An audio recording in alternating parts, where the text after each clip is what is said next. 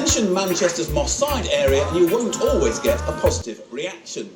Some people associate it with gun crime and deprivation, but what's often overlooked is the great sense of community spirit there, something a new initiative led by the North West Film Archive is keen to promote.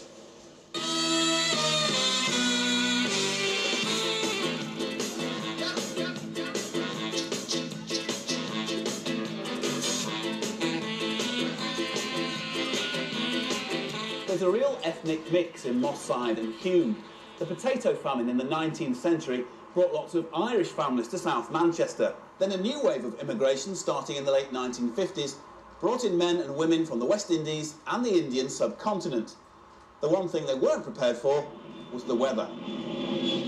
North of the river, south of the river, make no difference at all, I still shake and a shiver is the English weather. Make you shake like a feather. When they opened that door on the airplane and I looked outside, it was white, and I've never seen that before in my life. First time I came in England, 1956. There was a very cold, so much cold that you can't stand. At one stage, we had to walk from Whitefield to Manchester here because the bus they couldn't run. Serious. And children from all races attended Webster Street School. Webster Street School, that's where we met for the first time. The most unique feature of Webster Street was the playground being on the roof. We had a crowd room upstairs where you take your jacket off and your school bag off and everything, and we used to play upstairs. I remember playing football and the ball going over the wall. Oh yes, that's another thing. And you were not allowed to go downstairs. So you had to get the teacher to go downstairs to get the ball from downstairs because it was too scary going downstairs. At the end of your playtime, a whistle would go and you'd have to line up in a regimental type of style. So all the classes would line up and you'd have to go downstairs, class at a time. I had white friends in school. We were going to the first house for tea and actually had chicken soup and bread. And they put the bread in the soup and I thought it was the best thing ever because, we should have West Indian food.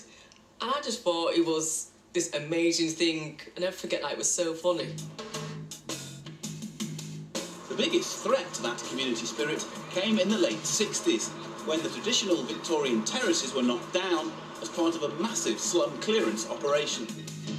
People from the West Indies who'd saved up and bought their houses here, then they had to sell their house under compulsory purchase for £1. They got £1 for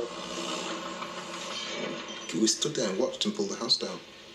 One of my most vivid memories is my mum's bedroom, and you could see the old wallpaper on the walls and stuff, and you're looking up and you're thinking, oh my God, this big thing, the bulldozers with the big ball on, it was swinging back and forth and knocking the house down, and it was like, wow. And it's something you never forget. While some families moved to other parts of the city, most were rehoused in the newly built Hulme Crescents, concrete streets in the sky, aimed at keeping communities together. This vicinity around here, all the houses were there, all the city community was very, very close. And then when the flats, skyscrapers start coming, people start moving into flats as well. That was mainly in Hulme. My friend lived in one of those flats, and I remember going in that rickety lift. Oh, the smell, the lifts would always like the smell of pee and stuff like that, and graffiti, a lot of graffiti. Any prejudice felt by people living here came from outside the area.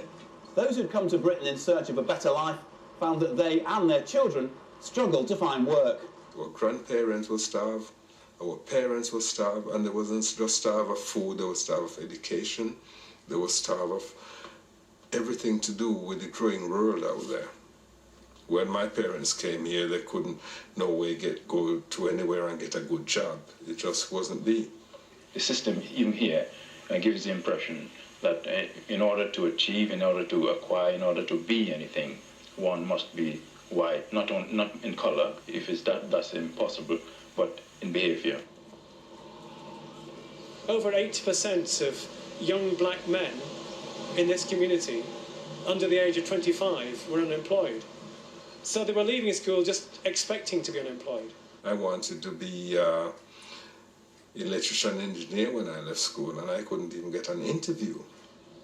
Back then, people felt like police were targeting black people, so you wouldn't, like, if you had a problem, like now, you'd phone the police, but then you just wouldn't.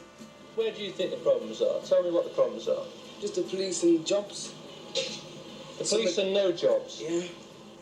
I can remember in a class deliberately asking a class of teenagers, how many of you here have been stopped and searched by the police? And every single black hand went up. Well, Babylon should get beat up. Should get a taste of their own treatment. Yeah, like That's what they're sticking out to us. Junctions get beat up with the junctions. So what you want to do is take on the police? I mean, is that what you're saying? You think that's the answer to it? Yeah. You're watching out, there'll be loads of trouble.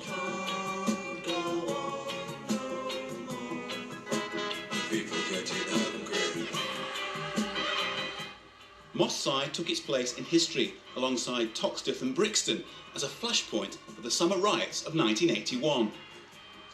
And I remember waking up on the floor and hearing Mum talk to the neighbours and saying that she'd put us on the floor because it was kicking off out in the streets.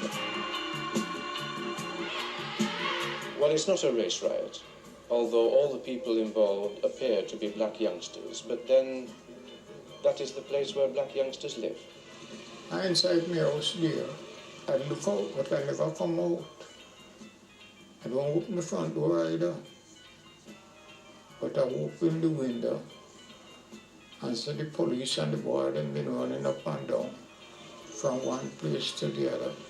The community was still strong even after the riots. You could still go about your business. Obviously, immediately after the riots, you had this curfew thing on where the police were stopping everybody and sort of stuff.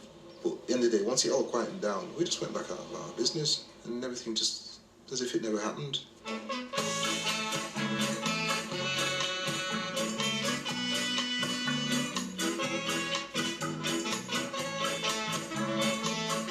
Our Saturday night was not made up of going into town because it was never accepted. But we still wanted to celebrate Saturday night, didn't we? So of course we would put on our glad rags and we would go out. Infamous places, I suppose, to others that didn't go and drink in those places. For a start off, there was the Nile and the Reno that I remember. We had a really good family friend and he used to work in the Nile. And even being anywhere near the Nile and the Reno, it was a no-no because if he's seen us, he's going to report back to my parents. So it was like, certain places you couldn't really go because it was going to get back.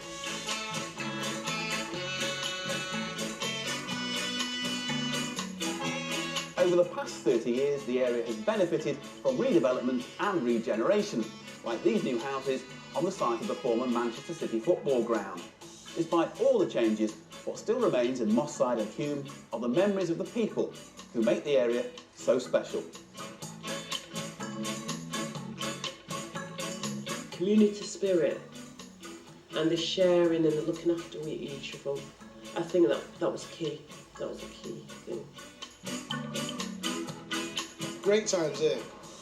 Great times here. I wouldn't change my memory of Moss Side.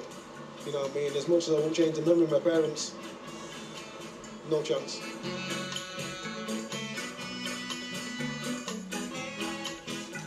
And if you've got any photos, memories or footage, then you can get in touch via our website. It's bbc.co.uk/insideout/northwest. Well, that's all for this week. Don't forget you can catch